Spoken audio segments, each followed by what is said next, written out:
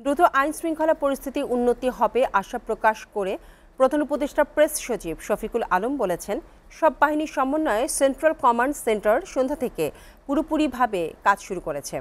বিকেলে foreign service একাডেমিতে ব্রিফিংয়ে এই কথা জানান তিনি। শফিকুল আলম আরও বলেন, আন্তর্জাতিকভাবে খাদ্যশস্যের দাম কমছে, এর প্রভাব বাংলাদেশেও পড়বে।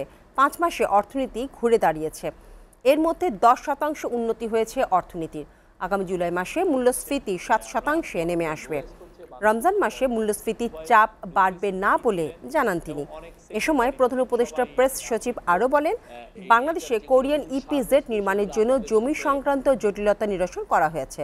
এর ফলে কোরিয়ান ব্যাপক বিনিয়োগ আসবে বাংলাদেশে।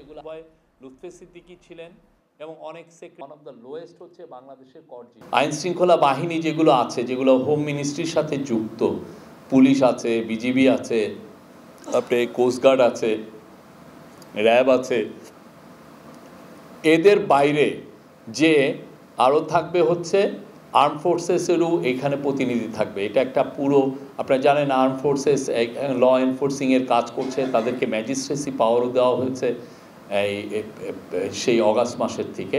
তো আমরা আশা করছি যে এর ফলে বাংলাদেশে আইন শৃঙ্খলা পরিস্থিতি আরও উন্নত হবে এবং খুব কুইক রেসপন্স করা যাবে।